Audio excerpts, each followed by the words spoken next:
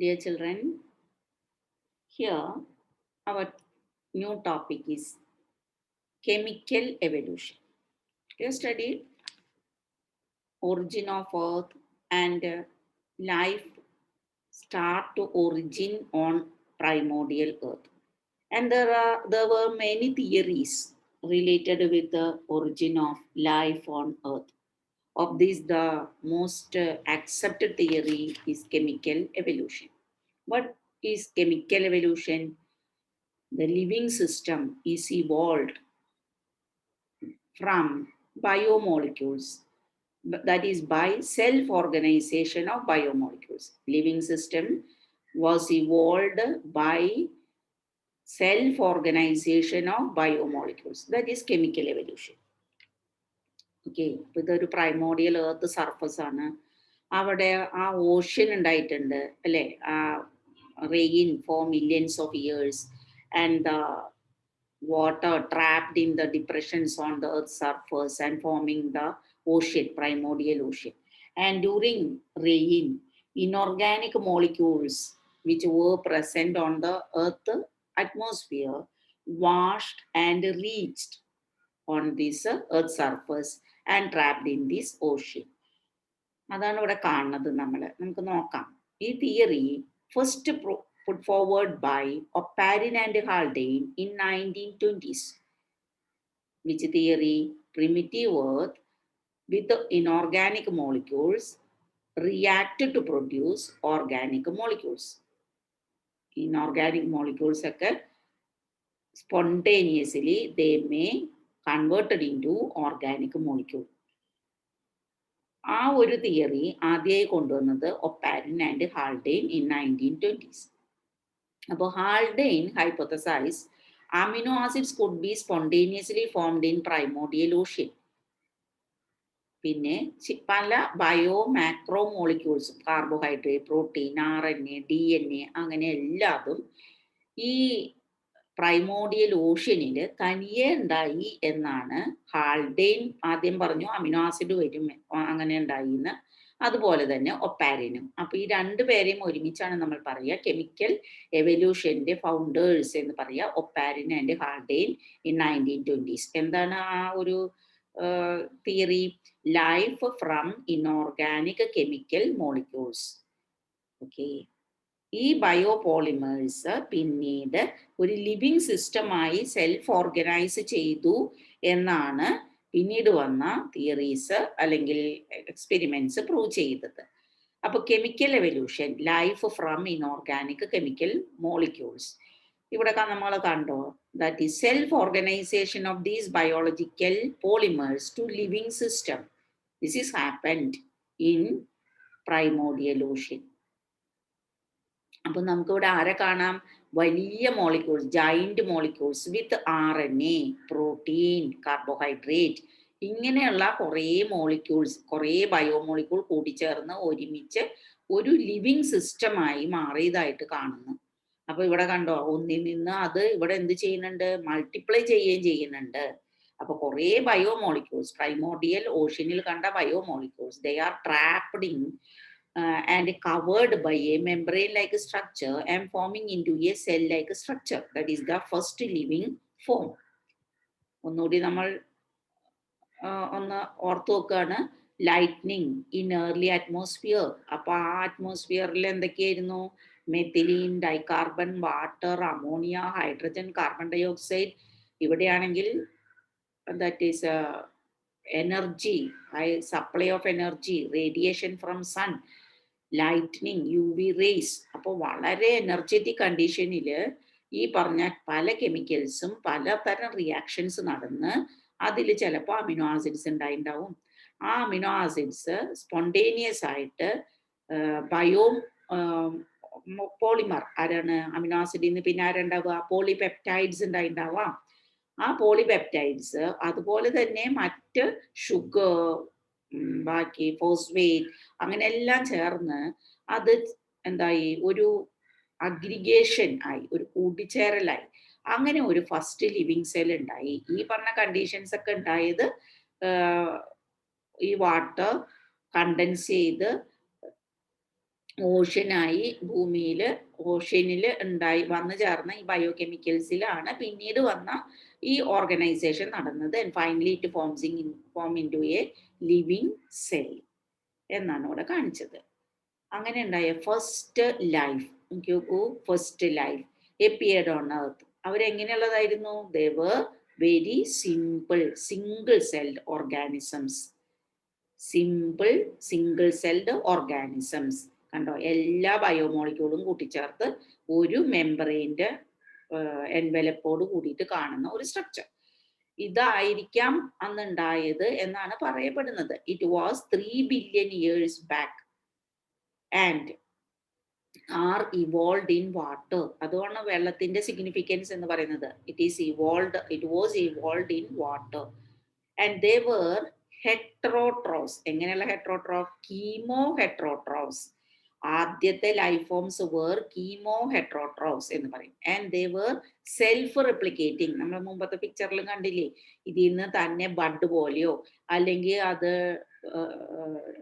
രണ്ടായി ഡിവൈഡ് ചെയ്യേ അങ്ങനെ സെൽഫ് റെപ്ലിക്കേറ്റിംഗ് പവേഴ്സും ഇവർ കാണിച്ചിരുന്നു എന്നാണ് പറയുന്നത്. ഇതിന് വേറൊരു പേര് എന്ത് പറയാം? മെറ്റബോളിക് കാപ്സ്യൂൾസ് എന്ന് പറയാം. ഇതിൽ വേറെ ഒന്നുമില്ല, കുറേ ബയോമോളിക്യൂൾസ് ഒരു മെംബ്രെയിനിൽ കാണുന്നു. അപ്പൊ ഇതിനെ പ്രിക്കേഴ്സർ ടു എയർലി ലൈഫ്, അതിന് പറയുന്ന വേറെ പേര് പ്രോട്ടോബയോൺസ് ഓർ കോസർവേറ്റ്. അപ്പൊ ഈ പേരുകൾ ഓർക്കുക. They are chemo heterotrophs. Chemical substances വെച്ചിട്ട് അവര് യൂട്ടിലൈസിങ് എനർജി. അതുകൊണ്ടാണ് കീമോ ഹെട്രോട്രോസ് എന്ന് പറയുന്നത്. And they show another peculiarity, self replicating. They are metabolic capsules and date back 3 billion years. ഇത് ഒപ്പാരനും ഹാൾഡെയിനും പറഞ്ഞെങ്കിലും പിന്നീട് ഈ 1953 20s പറഞ്ഞതാണ് ഈ concept. 53 SL Muller and Harold C യുറേ, Muller and യുറേ experiment എന്നാണ് പറയാം. നമ്മുടെ ടെക്സ്റ്റിൽ ഈ ഹരോൾഡ് സി യുറേ മെൻഷൻ ചെയ്തിട്ടില്ല, മുള്ളറിന്റെ പേരാണ് പറഞ്ഞത്. എന്നാലും നമ്മൾ ഈ എക്സ്പെരിമെന്റിനെ എപ്പോഴും പറയാം മുള്ളർ ആൻഡ് യുറേ എക്സ്പെരിമെന്റ് എന്നാണ്. അപ്പൊ ആ എക്സ്പെരിമെന്റ് വെച്ചിട്ട് അവര് അത് പ്രൂവ് ചെയ്തു. Independently they conducted this experiment and proved in 1953. അപ്പൊ എന്താണ് എക്സ്പെരിമെന്റിലെ പ്രത്യേകത? They created similar conditions of early earth in a laboratory scale. അതാണ് പ്രത്യേകത. ലബോറട്ടറിയിൽ അവര് പ്രൈമോഡിയൽ എർത്ത് അറ്റ്മോസ്ഫിയർ ക്രിയേറ്റ് ചെയ്തു. അപ്പൊ ഏതൊക്കെയാ പ്രൈമോഡിയൽ എർത്ത് അറ്റ്മോസ്ഫിയറിന്റെ ഇമ്പോർട്ടൻ്റ് ആയ ഈവൻസ് നമുക്ക് ഈ എക്സ്പെരിമെന്റിലും കാണുന്നത്? Has that here we can see the primordial earth atmosphere. കണ്ടോ, വളരെ ചൂടുപിടിച്ച അയോണിക് കണ്ടീഷൻ ആയിട്ടുള്ള ഒരു അറ്റ്മോസ്ഫിയർ ഇവിടെ ക്രിയേറ്റ് ചെയ്തു in A flask, closed flask. This flask contains certain elements that ammonia, hydrogen, methane, അങ്ങനെ ആൻഡ് വാട്ടർ വേപ്പർ. ഈ water vapour ഇവിടേക്ക് എങ്ങനെയാണ് കൊണ്ടുവന്നത്?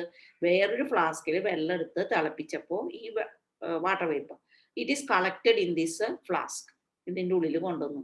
എന്നിട്ട് അവിടെ ഈ പറഞ്ഞ ആൾക്കാരെയും അവിടെ നേരത്തെ കൊടുത്തിട്ടുണ്ടായി, that methane, ammonia and hydrogen. അങ്ങനെ ഈ ഒരു flask, the second flask is just a ditto of primordial earth atmosphere. Okay, ഇവിടെയാണെങ്കിൽ ആ ടെമ്പറേച്ചറും പ്രൊവൈഡ് ചെയ്തു ബൈ ഇലക്ട്രോൺ. അങ്ങനെയാണ് ഇവിടെ ഇത്രയും നല്ല ഒരു കണ്ടീഷൻ ഉണ്ടാക്കിയത്. ഇങ്ങനെ ഈ ഒരു കണ്ടീഷനിൽ അവർ എക്സ്പെക്ട് ചെയ്യുന്നത് ഇവിടെ കുറച്ച് ഓർഗനൈസേഷൻ ഓഫ് ദീസ് കെമിക്കൽസ് നടക്കുന്നുണ്ടായിരിക്കും എന്നാണ്. They are polymerised. അങ്ങനെ ഉണ്ടായ ആ ഒരു ഗ്യാസ് വീണ്ടും ഈ ട്യൂബിൽ കൂടെ, ഗ്ലാസ് ട്യൂബിൽ കൂടെ താഴേക്ക് വരുമ്പോൾ ഇവരിവിടെ വേറൊരു കണ്ടീഷൻ കൊടുത്തു. A condenser is provided, that is called water running, continuously running. അതിന്റെ മുകളിൽ കൂടെ ഇങ്ങനെ കോൾഡ് വാട്ടർ ഇങ്ങനെ എപ്പോഴും റൺ ചെയ്തുകൊണ്ടിരിക്കുമ്പോൾ ഇതിൽ കൂടെ കടന്നു പോകുന്ന ഗ്യാസ് പെട്ടെന്ന് ഇവിടെ വെച്ച് എന്ത് ചെയ്യും? കണ്ടൻസ് ചെയ്യും. അപ്പൊ അത് ആരായി മാറും? റെയിൻ ആയിട്ടുണ്ടാവും അല്ലെ എന്ന് നമ്മൾ എക്സ്പെക്ട് ചെയ്യുന്നു. ദാറ്റ് ഈസ് പ്രൈമോഡിയൽ എർത്ത് അറ്റ്മോസ്ഫിയറിൽ ഉണ്ടായ റെയിൻ അതിവിടെ റീകൺസ്ട്രക്ട് ചെയ്തു. അങ്ങനെ റെയിൻ കുറെ ഉണ്ടായപ്പോൾ അവിടെ എന്താ ഉണ്ടായത്? That chemicals are washed and reached in to the ocean എന്നാണ് നമ്മൾ പറഞ്ഞത്. അതേപോലെ ഇവിടെ ഈ യൂട്യൂബില് ഈ ഒരു സ്പെസിഫിക് പ്ലേസിൽ that cooled water with organic compounds may be present. എന്നിട്ട് അത് കളക്ട് ചെയ്ത് അനലൈസ് ചെയ്തു. That sample is collected four chemical analysis. ഇതാണ് അവർ കണ്ടക്ട് ചെയ്ത experiment in laboratory. Laboratory scale, they created a similar condition of early earth. Which are the conditions? Electric discharge and rain and ocean. And finally, the condense from this ocean is in that is collected and analyzed. And what is the analysis result? Presence of sugar, presence of amino acid first, and this experiment is conducted by other following scientists. And the sugar, nitrogen bases, pigments and fat, അങ്ങനെ പലതും പിന്നീട് വന്ന സയന്റിസ്റ്റുകൾ അവര് കണ്ടെത്തി analyse ചെയ്ത് report ചെയ്തിട്ടുണ്ട്. അങ്ങനെ prove ചെയ്തു life could have formed by chemical reactions. Oparin Haldane hypothesis was proved by this experiment of Miller and Urey. അപ്പോൾ സിഗ്നിഫിക്കൻസ് ഓഫ് യുറേ മില്ലർ എക്സ്പെരിമെന്റ് പറഞ്ഞാൽ നമുക്ക് പറയാവുന്നത് ഇങ്ങനെ പ്രീബയോട്ടിക് കെമിസ്ട്രി എന്ന ഒരു കെമിസ്ട്രി തന്നെ ഇവോൾവ് ചെയ്തു എന്നുള്ളതാണ്. എന്ന് വെച്ചാൽ എന്താ, ലൈഫ് ഉണ്ടാകുന്നതിന് മുൻപേ ഈ ലൈഫിൽ വേണ്ടതായ ബയോമോളിക്യൂൾസ് എല്ലാം ലോകത്ത് ഉണ്ടായി എന്നാണ് മില്ലർ ആൻഡ് യുറേ എക്സ്പെരിമെന്റ് പറയുന്നത്. ഓക്കെ, എബയോജെനിസിസ് എന്ന് വേണമെങ്കിൽ പറയാം അല്ലെ. അപ്പൊ ബയോമോളിക്യൂൾസ് ആദ്യം ഉണ്ടായി എന്നുള്ളത്. ഇതിന് സപ്പോർട്ട് ചെയ്ത വേറൊന്ന് ഫൈൻഡിങ്സ് എവിടെ നിന്നാണ്? Yes, from the meteorites and the comets ഒക്കെ. അപ്പോ ഈ കോമറ്റ്സ് അല്ലെങ്കിൽ മെറ്റീരിയറൈറ്റ്സ് എന്ന് വെച്ചാൽ എന്താ?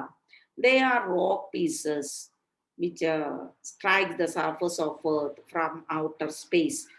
അങ്ങനെ പുറമേന്ന് വന്ന് നമ്മളുടെ ഭൂമിയിലേക്ക് വന്ന് തറയ്ക്കുന്ന ആ റോക്ക് പീസസ്, അതാണല്ലേ ഉൽക്കകൾ എന്നൊക്കെ നമ്മൾ പറയുന്നത്. അതിന്റെ അനാലിസിസ് നടത്തിയപ്പോ, അല്ലെങ്കിൽ ഇപ്പം നാസ ഒക്കെ പോയിട്ട് അല്ലെങ്കിൽ നമ്മൾ ചന്ദ്രനിലൊക്കെ പോയിട്ട് കുറച്ച് പീസസ് ഒക്കെ കൊണ്ടുവന്ന് അനാലിസിസ് നടത്തില്ലേ. അപ്പൊ എന്താ കണ്ടുപിടിക്കുക? ആ അനാലിസിസ് പറയുന്നത് that similar organic compounds as found in early earth atmosphere, that they the analysis shows similar organic compounds as found in early earth atmosphere. ഭൂമിയിൽ ആദ്യം ഉണ്ടായ അതേപോലെയുള്ള ചില ഓർഗാനിക് കോമ്പൗണ്ട്സ് ഇതിലൊക്കെ കാണുന്നുണ്ട് എന്നാണ് അവർ പറയുന്നത്. അതിൽ നിന്ന് എന്താ മനസ്സിലാക്കുക? Similar process are occurring elsewhere in space. അതുകൊണ്ടല്ലേ സ്പേസിൽ നിന്ന് ഇങ്ങനെ ഓടി വരുന്ന ഈ സാധനത്തിലൊക്കെ അതേപോലത്തെ നമ്മളുടെ എർത്തിൽ പണ്ടുണ്ടായിരുന്ന ഓർഗാനിക് കോമ്പൗണ്ട്സ് ഉണ്ട് എന്ന് പറയുന്നത്. അപ്പോ എവിടെയോ ഇതേപോലെയുള്ള കെമിക്കൽ റിയാക്ഷൻസ് നടന്നുകൊണ്ടിരിക്കുന്നുണ്ട് എന്ന ഒരു possibility, that is possibility of life elsewhere in universe is studied under the branch exobiology. ഇന്നത് ആസ്ട്രോബയോളജി എന്ന് പറയുന്നു. അപ്പോൾ നമുക്കറിയാം ഈ ആസ്ട്രോബയോളജി അല്ലെങ്കിൽ പണ്ടത്തെ എക്സോബയോളജി എന്ന് പറയുന്നത് deals with early evolution and future of life in the universe. നമുക്കറിയാം NASA conducting many research programmes to find whether extra terrestrial life exist. എവിടെയെങ്കിലും ഉണ്ടോ, ഭൂമിയിൽ പുറത്ത് ജീവനുണ്ടോ എന്ന അന്വേഷണം നടന്നുകൊണ്ടിരിക്കുകയാണ്.